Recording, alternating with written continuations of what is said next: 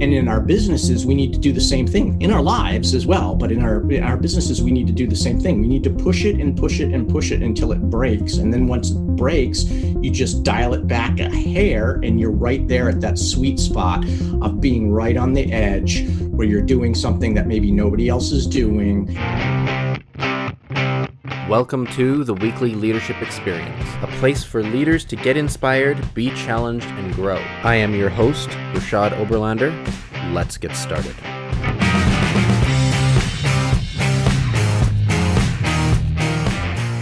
Today's episode of the Weekly Leadership Experience is brought to you by my 7-day Leadership Growth Challenge. It's a free challenge that I've created, and it's delivered by email over the course of 7 days. I've created 7 compelling questions to challenge various aspects of your leadership, the way you lead, and why you lead. Go to rashadoberlander.com and scroll down until you find the 7-day leadership challenge, or look for the link in the show notes. And now, on with the show.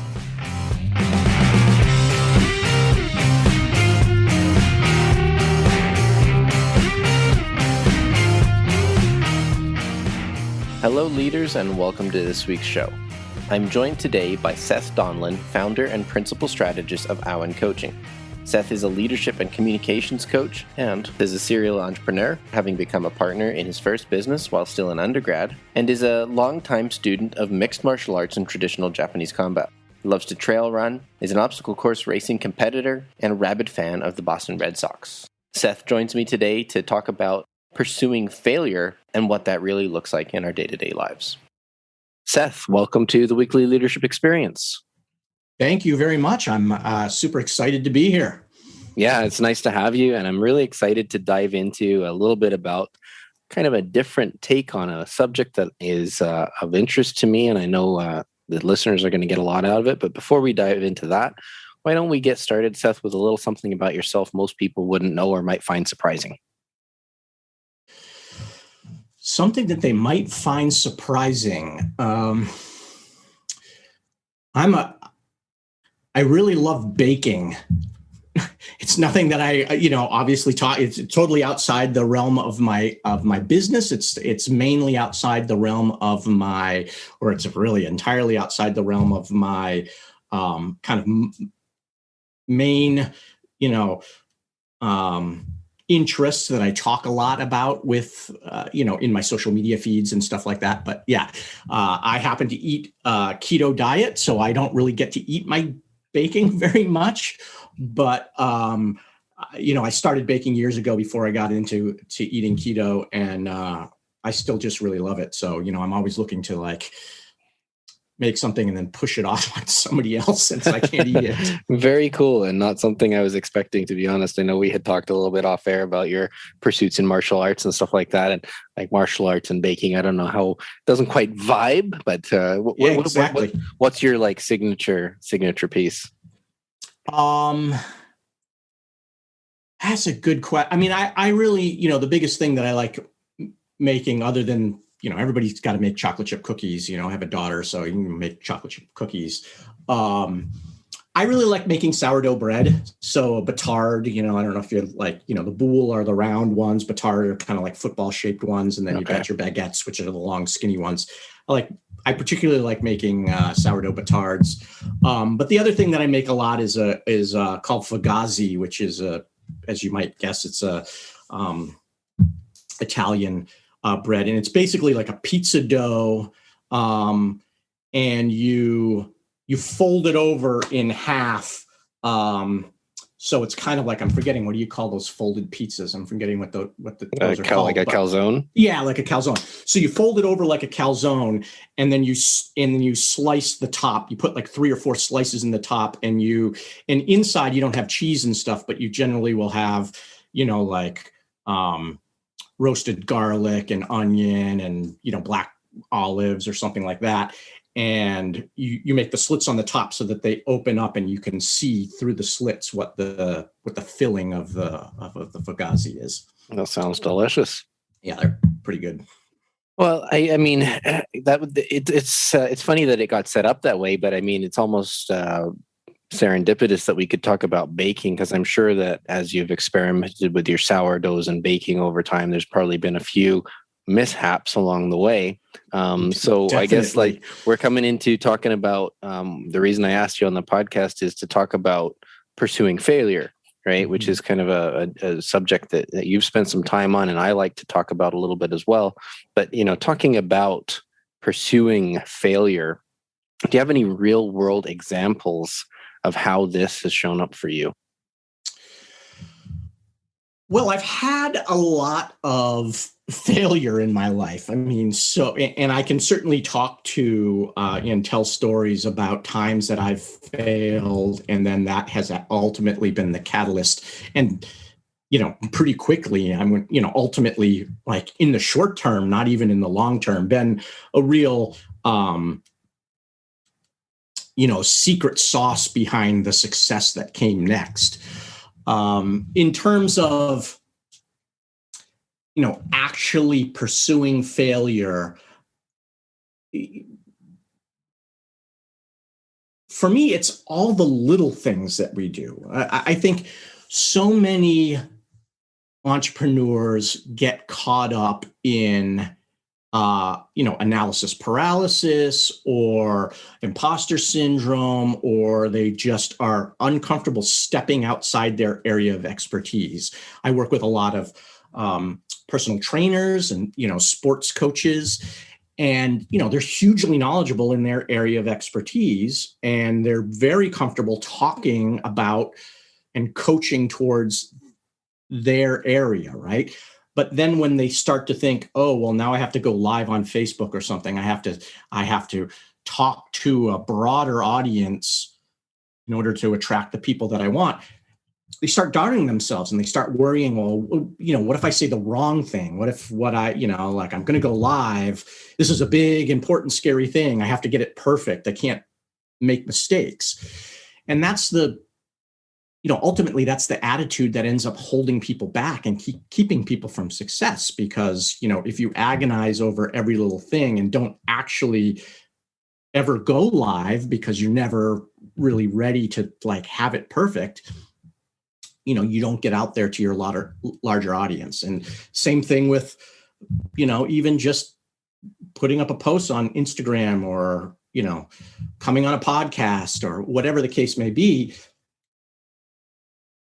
You're uncertain about it. You think you might fall on your face. Great, go do it. Fall on your face and learn from that mistake that you made.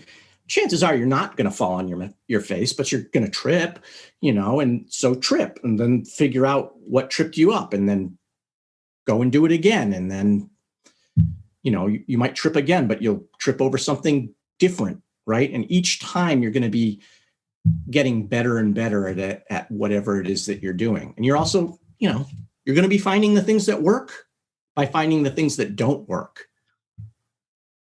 If you think about, you think about the development of any kind of, I don't know. I mean, let's say some tech company is coming out with a new glass for a cell phone or something like that.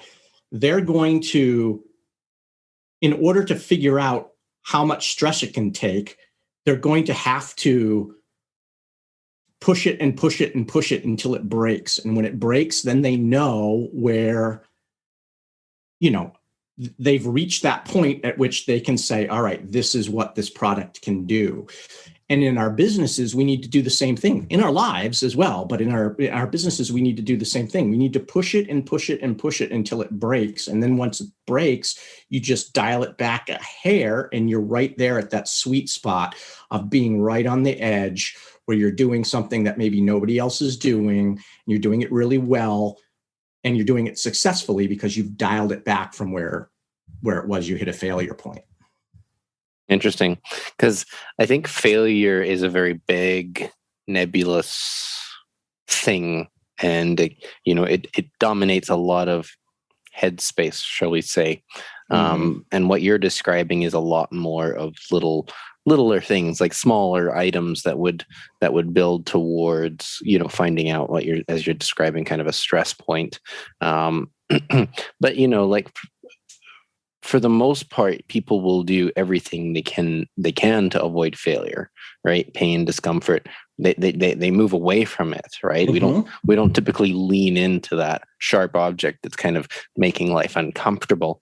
So you want us to actually move towards that.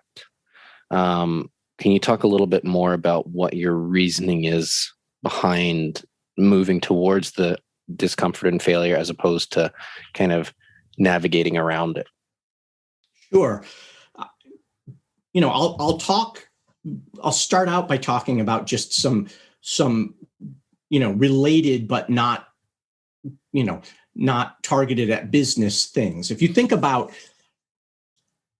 physical fitness, if you're trying to build muscle, you don't build muscle by lifting a weight that you know that you can lift and then coming back the next day and lifting that weight and coming back the next day and lifting that weight.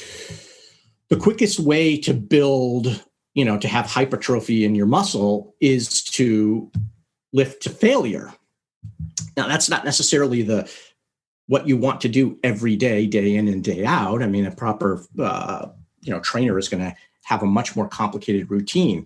But what happens is that the muscles in your body get little micro tears, and body essentially is like, wow, we failed to do what the brain asked of us. We better build the muscle stronger so that next time we're not going to fail. And studies have shown that the brain actually works essentially the same way as the muscles. If you are trying to memorize, I don't know, the capitals of a bunch of, every African nation or something like that, and you study them, and then the next day or a couple of days later, you get quizzed on them, you're going to remember some of them and you're going to forget some of them. When you forget some of those capitals and then you relook at it and you get that piece of information again, they've done brain scans that have shown that, trying to recall the information causes your brain to lay down new neural connections. All right. But forgetting the piece of information and then being shown it again causes the brain to lay down way more neural connections, because it's like, oh, we failed to remember it, so we better really, connect this in strongly. And so, a new system of study has come out where you learn you study a piece of information, and then you set it aside until you've given yourself long enough to forget it. And then you study it again. And then each time you study it again, first time is you wait a couple days, then you wait 5 days, then you wait a week and a half, and your brain remembers it for a longer period of time, but you keep pushing it out. And each time you let yourself forget some things, because actually in forgetting, it builds a stronger connection to that information. And in business, it's a very similar thing. You can improve your business by doing something that doesn't scare you, and, maybe tweaking some little minor thing that you're not really worried is going to cause any big ruckus. Or you can go out there and say, wow, I want to start a YouTube channel, but I'm really worried. What if my clientele doesn't like the style of my YouTube channel, or whatever it is, right? And you go after it. You start the YouTube channel. I mean, maybe your clientele doesn't like that style of YouTube channel. Well, you'll figure that out pretty quickly, and then you can pivot, and then you'll do better, right? You'll eventually, through failure, figure out what works for you, and then you'll eventually have a successful YouTube channel. If you let the fear keep you from starting the YouTube channel, you never have the YouTube channel. So my point is, as soon as something, starts your heart going a little bit and you're like, I'm not sure if this is the right decision. I mean, don't just make dumb decisions, but if you're seriously considering something, but you're really kind of, I'm not sure about this, then that's absolutely the thing that you should be doing. right? Because that's where, as an entrepreneur, you're going to grow. I mean, entrepreneurship is about creating new things that have never been there before, right? You may be starting a hot dog stand. There's plenty of hot dog stands in the world, but your hot dog stand has never been there, and nobody's ever done a hot dog stand quite the way that you've done it. There might be only the minute differences, but you're going to be doing it in a place, in a time, in a way that nobody else has quite done it exactly that way. And so you're creating something that's never been done before. And so you need to confidently continue to do that. Anytime something comes up that freaks you out, you need to run towards that thing, because what freaks us out tends to be the unknown. And, by definition, essentially, if you're creating something new, you don't know what's going to come of that creation. So if you get scared of something because you don't know what the outcome is going to be, that's where you need to push hard at it. If you understand the outcome, well, then if you pushed in a direction where you knew what the outcome was going to be, that's essentially playing a safe game. And you can have success in that area, but you're not going to have the same degree of success as if you try to push out into the kind of the unknown and really take some risks and realize that there are very few risks that you can't recover from, that you can't learn from and iterate and course correct. And that's how, most, I don't want to say all, right? Because speaking that broadly is always a risk, but that's essentially how most of the really successful people have done it. They've thrown a lot of spaghetti up against the wall to see what stuck, and they've tried a lot of things that people at that time thought they were crazy for doing, and a lot of them failed until they finally hit on the one that succeeded, right? Yeah. Well, if we all started throwing spaghetti against the wall, I think there'd be some interesting artwork. Yes, there would. Well, yeah, I can see and understand, the way that you've related, fitness as someone who enjoys fitness myself. I can understand the relation to hypertrophy, and growing muscles requires some pain and some failure, as you described, right? So, another interesting point about what you were talking about is the new science and new research about how the brain develops by laying down new neural pathways in terms of learning something and then setting it aside and kind of forgetting it. But then because you forgot it, it triggers that new neural pathway, which I think is really interesting. And I'm excited to see more research come out on that. But, as we've kind of been saying, failure can be uncomfortable, it's embarrassing, can be painful. So, other than the obvious, okay, you're going to grow and get better, why go after it? What's in it for the victim? Right. Yeah. What's in it for the victim? I think what's in it for the victim is, what's in it for the victim is really a greater degree of success. A more, I think one of the biggest mistakes that we can make as business owners, as entrepreneurs, even as employees, that have some kind of job description where we're in charge of something, right? And it's that playing it safe in trying to appeal to a really broad audience. And I think that one of the things that causes people to worry about failure, obviously they hey, I'm going to start a business. I'm worried that my business is going to fail and then I'm not going to be able to pay rent or something like that. Okay, well, that's one type of, failure. But there's also the failure of hey, I'm going to launch a new, I'm Coca-Cola. I'm going to launch new Coke. That was a huge failure on their part. And, it was that, it hurt them. But, they learned from the mistakes, and Coca-Cola is bigger and stronger than it ever was. Right. And so, I think one of the things that not pursuing failure And, I mean, the whole idea of pursuing failure is the idea of failure is not something to be avoided, right? Like anytime you're like, I might fail, so let me avoid it. And like if you avoid all the areas where you might fail, you're also avoiding a bunch of things that you would have succeeded at, because yes, maybe you would have failed, maybe 50% of them, maybe 80% of them were things that you would fail at, but the other 20% or 50% are successes that you're leaving on the table and walking away from because you're scared that there might be a failure. So for me, it's like, I feel like it's better to go do those 10 things, fail at 5 or 6 or 7 or 8 of them, and succeed at 2 of them, and just do it quickly. Get those 7 or 8 failures or 5 failures out of the way really quick and move on to the eventual successes that you're going to have, rather than hold off on and not take those risks.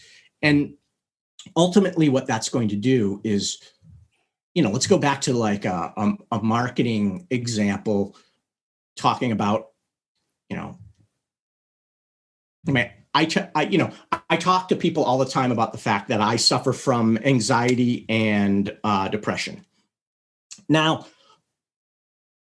it wasn't that many years ago that was a completely taboo thing to talk about. And it's like, oh, you can't say that. Nobody will hire you. Nobody wants to work with somebody who's depressed and anxious, and they think you'll disappear and, not get the job done or whatever, right? I talk about it a lot. And as a matter of fact, whenever I talk about it in my social media feeds, those are the posts and the videos and whatnot that get the biggest responses. People, hey, thanks for mentioning this. This is what I needed to hear at this time. I went through this too, Now, if I didn't take that risk, and there's risk there, because I've certainly heard from other people that are like, hey, I don't, this is LinkedIn, let's say. It's a professional network. I'm not here to hear about your emotions and your this and your that and the next thing, right? I'm here to talk business. And so, there's people that I lose by taking the risk to talk about my struggles with depression and anxiety.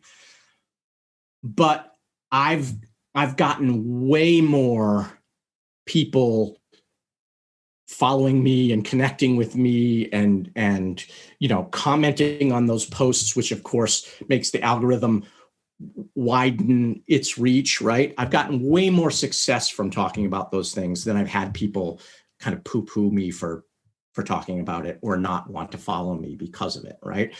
And so, ultimately,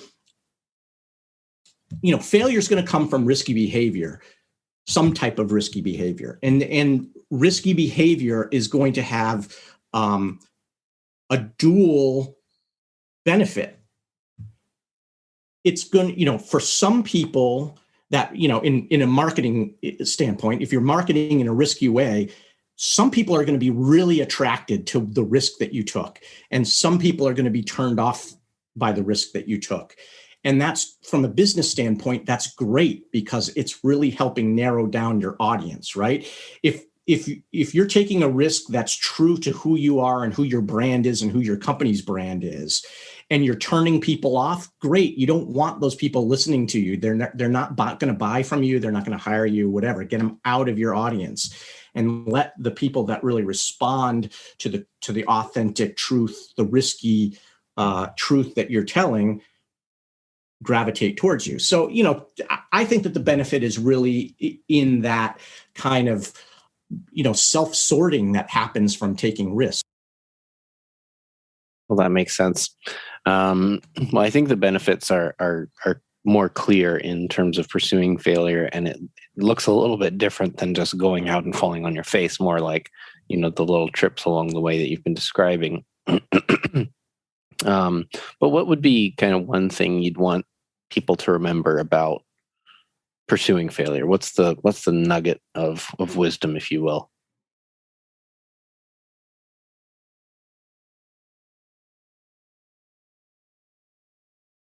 Pursuit of failure is again, I mean, as I mentioned earlier, pursuit of failure is really just a technique a technique to be more courageous in our lives and in our decision making. Courage.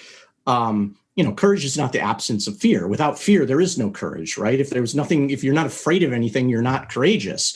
It's because you're afraid of something, and yet you do that thing that you fear, or you take action in the face of fear. You charge the machine gun or something like that, right? You do the thing that other people maybe are not doing. That's what causes us to say, oh, look at that man, look at that woman, she's so courageous. And for me, pursuing failure is a technique to remind myself that I need to be courageous, right? And not allow the fear of potential failure to stop me. I mean, if we get back into sports and martial arts standing, if you go into like some kind of boxing or UFC fight and you're afraid of getting hit, I mean, you're going to get killed, right? You have to go and get hit a bunch as you're training so that you lose that fear of getting hit. Getting hit is a failure, right? But you need to go out there and get hit a bunch. You need to go out and get in, situations where you're on the losing side of some kind of, you're, well, in BJJ, if you're on the bottom, it's pretty good. You're in a good guard. But my point is, you want to get into some negative situations where you're about to lose so that you can figure out how to get out of them. And so, yeah, ultimately, I want people to understand that you pursue failure as a way to do two things: to remind yourself to take action, take courageous action, because that's going to ultimately lead you to success, and to learn, to iterate, to make lots of decisions and try them out. And right, if you're a graphic designer, you don't spend forever designing the perfect thing and bring it to the meeting. You draw 10 different versions and you bring it to the meeting, and of those 10 different versions, 7 of them are, I mean, they're probably not crap, but 7 of them are eh. And then the team looks at maybe 3 of the 10 that you did and says oh, these are pretty good. What if you combine A and B a little bit? And you know what I mean? But if you were sitting there going oh, I can't bring them anything that's bad, you wouldn't bring them anything that's good either. Right. So you've got to be comfortable with that failure. There's going to be a lot of failure. And, in my life, I've started 3 successful businesses. I've started a bunch of non-successful businesses, right? So you can fail and fail big and still go on to ultimate success.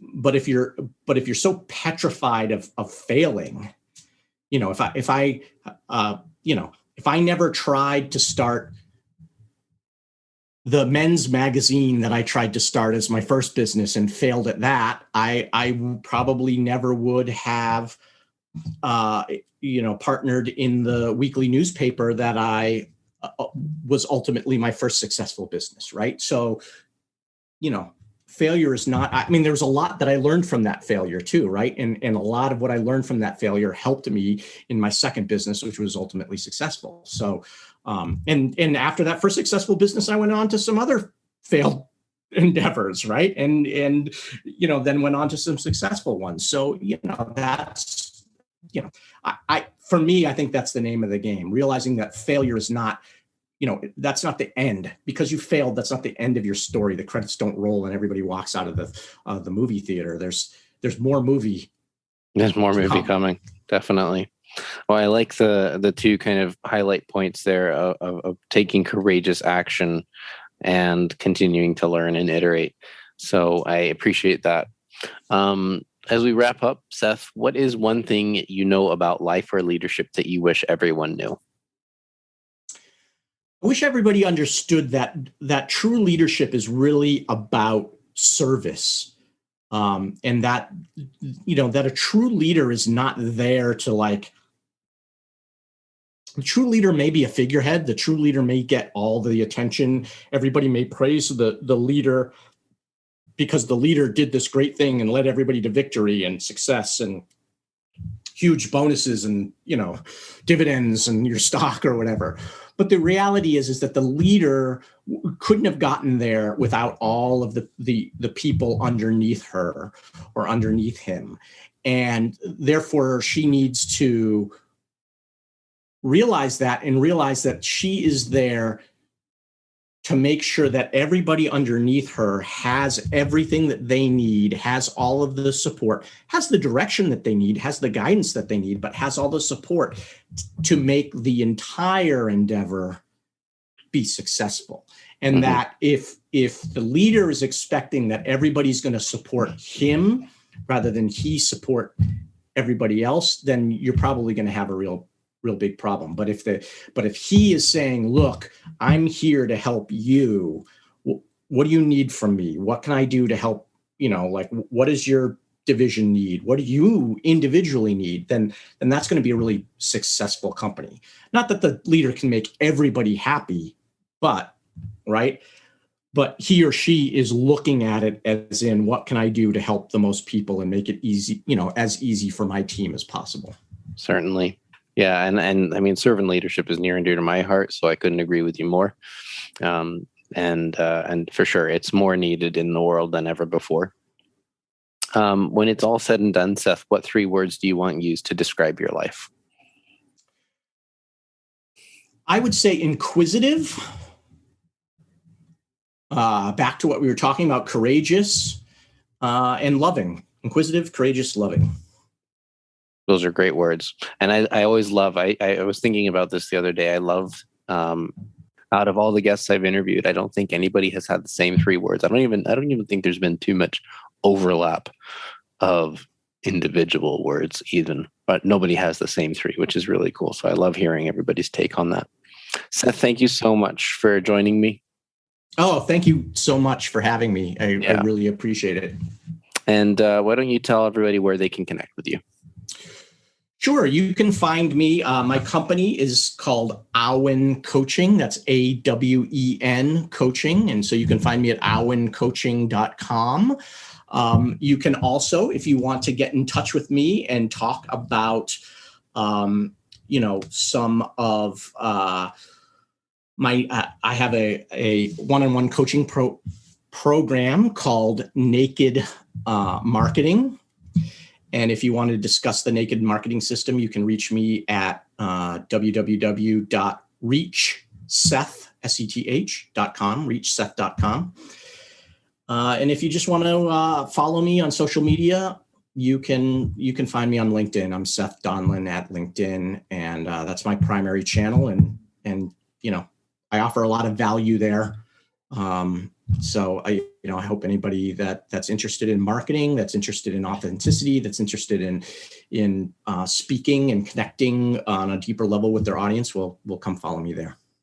Awesome. Well, that's fantastic. Look for those links in the show notes, folks, as well as a special webinar that Seth is going to have on at the time of this release.